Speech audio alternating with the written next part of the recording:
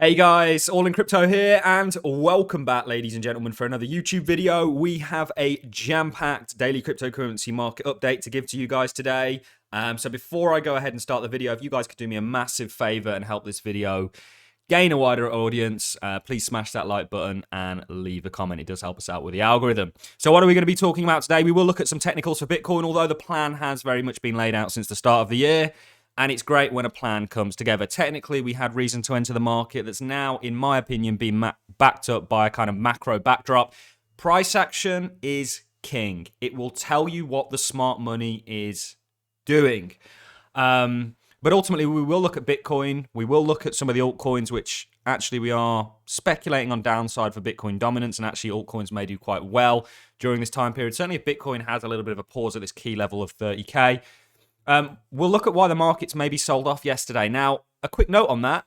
The cryptocurrency market was perky despite this. So, yeah, it might have been marginally down, but it was marginal. It was very much resisting the downdraft, whereas if this had happened in an environment sort of pre-November 2022, so we're talking about this kind of an environment here, there would have probably been a lot larger sell-off as I believe the overall trend is now up, but if the overall trend was down, you'd have had an amplification of the sell-off that we got. So it's quite a good thing to kind of watch the market and how it reacts to certain things. We'll look at a number of news segments. We'll look at Ethereum pending withdrawals. Ethereum's been absolutely killing it, guys. It's now at $2,100. We will look at a bit of news. We'll also talk about the dollar a little bit because Argentina inflation hits 104%. Now, I think the dollar, one of the things that holds the dollar up the most is that it's a form of safety. So back, and you guys remember the call back in 2022, we actually pivoted into dollars from pounds and euros. And that was the right trade to do. And actually, I think if you look at other countries like Argentina, they'll still be finding, and many, many countries actually still have like almost dual currencies. They'll have the dollar as a currency as well that they'll use and trade with. So there is an element of that as we see inflation persist elsewhere. I think we had BlackRock come out and say they expect another 75 basis points. I'm telling you, I don't think that's the case. And I think the yield curve believes that's not the case as well. However, the 2-year did give us a little bit of a upside, but ultimately I think this is now on a downward trajectory. Trends often end on volatility. So we'll get through all that. And then I want to play you a clip from Frederick Hayek. Now, yesterday we played a clip from Milton Friedman, essentially predicting Bitcoin and talking about the internet and the challenges it brings for government and the forces of good that it may bring for e-commerce and money itself. I actually want to play a clip among a similar line of thinking of a man called Frederick Hayek. He wrote The Road to Serfdom, which some of you may know, which is an absolutely fantastic book that very much predicts what the effects of an overreaching government and its involvement in the monetary system and general economics would bring about. And he's been spot on. If you look at today's world, a lot of the things that Frederick was predicting in this book that really initially came about for the socialites of the UK and to warn them about maybe what socialism brings. And you know, he's famously quoted for saying socialism is slavery. I know some people are on the fence about socialism, communism, whatever it is. But the fact of the matter is, he's been absolutely spot on about what's happened. But this is a really interesting clip where he's actually talking about the decentralization of money. And actually, even though I'm not a Bitcoin maxi, you can't help but bloody admire it and love the kind of debates and social change it's brought about. People are now thinking, we've never had so many people Google, how does the Federal Reserve work? And there's that meme out there that next Google is instantly, what is Bitcoin? It is fascinating. But let's start with the technicals, guys. You know that we have a plan set out. Bitcoin is currently coiling up around about this sort of 30K mark, which you've got to expect some sort of interaction with. You know, it'd be very surprising, and the only reason we have this percentage here is just to show you that the three-way we think is larger. We think ultimately your target is 35K from this inverse head and shoulders, right? We put money back in the market. If you guys want to find out what I've bought, where I've bought, please do feel free to join the Patreon. You'll also get weekly meetings with me. But ultimately, you know, we have a 35K target and potentially a 40K target above that. And we think that this is going to get achieved in a kind of 5-wave structure and that you're now on your 3rd wave. Altcoins, you will notice, are not quite there. However, if you were a range trader, you would be short right now in terms of Bitcoin dominance. and I'm sure the range traders out there can attest to it. I have tried range trading. It is a method that I do use occasionally, but not my predominant method of trading. So we actually did predict this. We said, look, you're likely going to get a deviation here and come back inside the range, and you could work your way back down. I think over time, and with the banking crisis and stuff like this, I've always been a little bit sort of questioning this, but I do think over time Bitcoin dominance continues to come off as we see more and more adoption for these layer ones. The layer ones and smart contract industry is still largely unused and unappreciated and unregulated. I think that's going to change potentially this year and ultimately really boost that space. But we did look at a number of crosses. We've also laid out, altcoins are all at the same point really right now. They are coiling up around this kind of what was support, now flip resistance, and they're forming almost like an inverse head and shoulders. We looked at Cardano, we looked at a number of things. Altcoins are essentially lagging Bitcoin. Ethereum is further ahead, and ultimately we have speculated this. We've drawn all this before it had even come to fruition, guys. Not to brag, just to kind of point you in the right direction. But ultimately, I think altcoins are looking to start making a move and following Bitcoin. But Bitcoin, we think, is going up. So generally, we are spot long right now. We do have a couple of positions on, no leverage yet. The market did sell off yesterday. I do believe this was as a result of retail sales and core retail sales, causing a bit of fear into the market. Dollar saw a slight bid on the back end of this. Dollar was at a key level anyway, and you're putting in a marginally lower low here.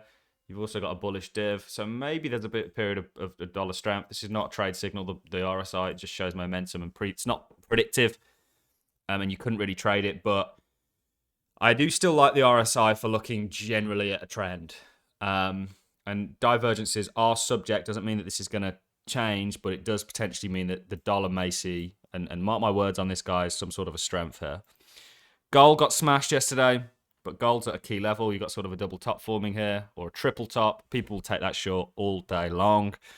But I think the market, if we look at the S&P, for example, which is at a key sort of stage, I think this, and we've done lots of analysis on the S&P and all these other wonderful things. The S&P is looking for upside. We think generally things are looking for upside, and that's the direction for risk. And you might end up in a period where the dollar maybe seems a little bit stronger.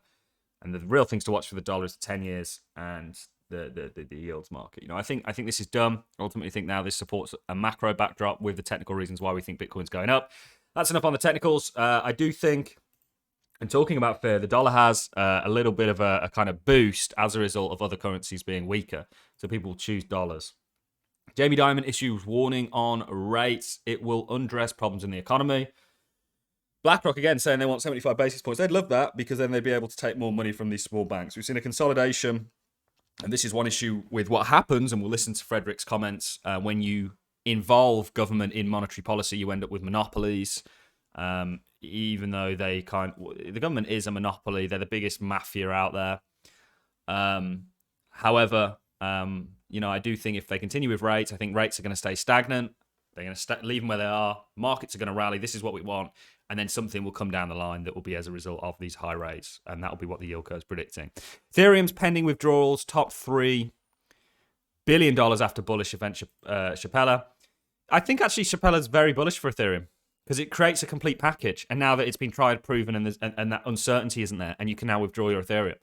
I think it's hugely bullish, and it's done very well off the news. Undoubtedly, there will be some sell pressure, but what you've seen, and we've done studies on this, is an actual uptick in terms of people buying and now staking Ethereum. Only 16% of the Ethereum is currently staked, and I think that number's going to go up, which for me is quite bullish. FOMC minutes, we looked at this yesterday, mild recession ahead.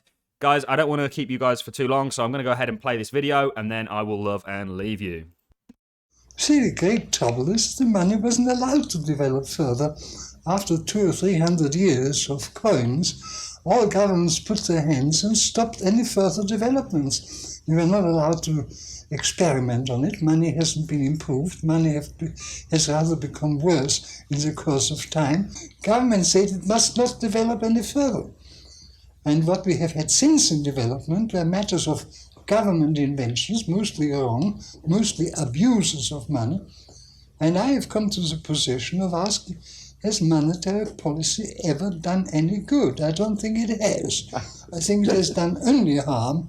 And that's why I am now pleading for what I've called denationalization of money. I don't believe that we shall ever have a good money again before we take the thing out of the hands of government. Then we can't take them violently out of the hands of government. All we can do is, by some sly roundabout way, introduce something they can't stop. Bitcoin, baby. Nah, I don't know. Maybe it's Bitcoin. Who knows? I think they're trying to sort of constrain it. But honestly, I can't. I started my journey in the Silk Road days with crypto, and then of course stumbled upon Ross, who was a big sort of, and lots of Vitalik, early crypto people were very into Austrian economics, which of course led me on to the likes of Milton Friedman, Friedrich Hayek, Ludwig von Mises. And so on and so forth. And it's remarkable to me, and I always give credit to people who have been able to predict 30 years ahead of them. Frederick has done that perfectly, predicted far longer ahead of him. You know, you can see that clip. He's an old man at that stage.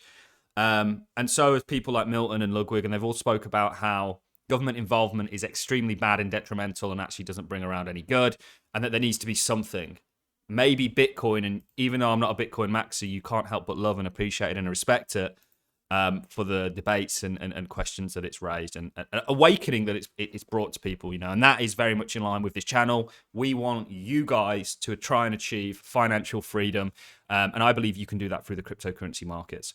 On that note, I'm going to leave you. If there are any Cardano holders out there listening, please do consider staking with the All-In Pool. We are revamping the Discord for it, and we're going to really start to build that community up again and get this ball rocking and rolling, and hope to become one of the top stake pools within the Cardano ecosystem. And there shouldn't be any problems with minting blocks anymore. All I've got for you in this video, guys. If you enjoyed the content, like, appreciate it as a comment, and I'll catch you all in the next one. Thanks a lot for watching. See you in the next.